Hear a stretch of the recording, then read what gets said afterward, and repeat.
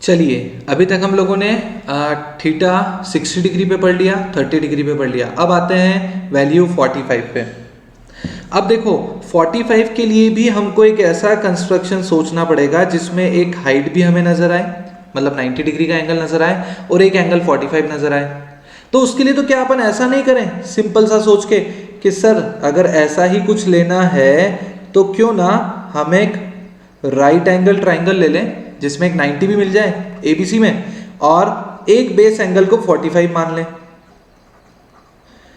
अब तुम खुद सोचो, अगर एक बेस एंगल को 45 ले लिया तो जो बचा हुआ एंगल होगा 180 माइनस थीटा से वो भी 45 ही होगा, है ना। तो जब अगर मेरे पास दोनों एंगल 45 के हो गए, इसका मतलब मैंने कंस्ट्रक्शन में कौन सा ट्राइंगल लिया है, आइसोसेलेस राइट ट्राइंगल। तो मैंने क्या लिखा कि let ABC is a right isosceles triangle. Right मतलब 90 डिग्री है, आइसोसेलेस मतलब उसकी दो जो साइड्स हैं वो इक्वल है। Right isosceles triangle having equal sides as a units.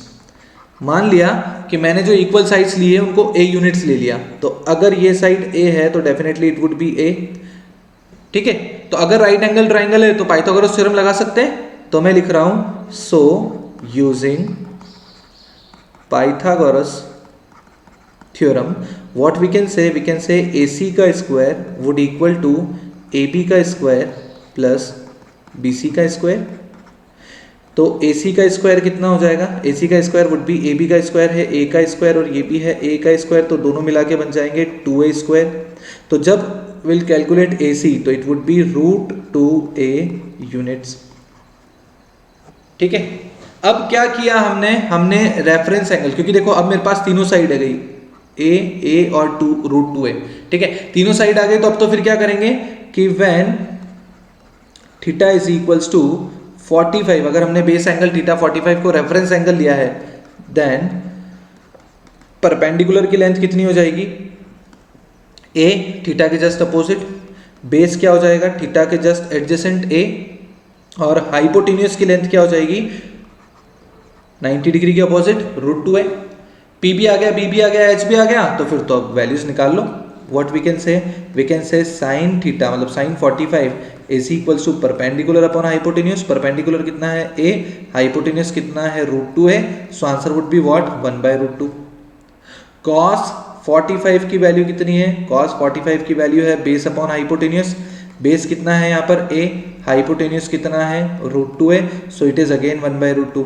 मतलब 45 डिग्री पे साइन और कॉस दोनों सेम हो जाते हैं। tan 45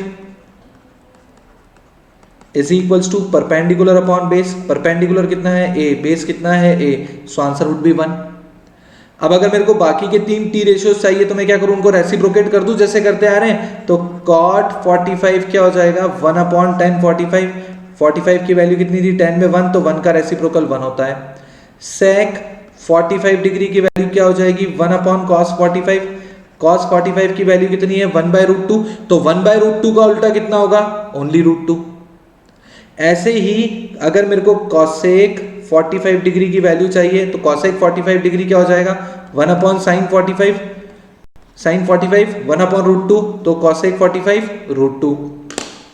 ये आ गई हमारे पास सारी वैल्यूज 45 डिग्रीज के एंगल के लिए। तो हमने 3 ज्योमेट्रिकल प्रूफ देख लिए, 60 डिग्री का, 30 डिग्री का, 45 डिग्री का। 60 डिग्री और 30 डिग्री का जो डायग्राम लिया था वो सेम लिया था। 45 डिग्री में हम मान के चले कि हमको एक बेस एंगल 45 लेना है और एक जो एंगल 90 डिग्री का लेना है हाइट के लिए, वो तो लेना ही है। तो अपने आप वो जो ट्राइंगल कंसीडर हुआ वो कौन सा हो गया, राइट आइसोसेलेस ट्राइंगल। तो पाइथागोरस थ्योरम लगा के थर्ड अननोन साइड को निकाल लिया, वैल्यूज प्लेस करी एंड फॉर्मूला डन, या we can say values done. So मेरे हिसाब से अभी तक तीनों ज्योमेट्रिकल प्रूफ आपको समझ में आ गए होंगे। Thank you.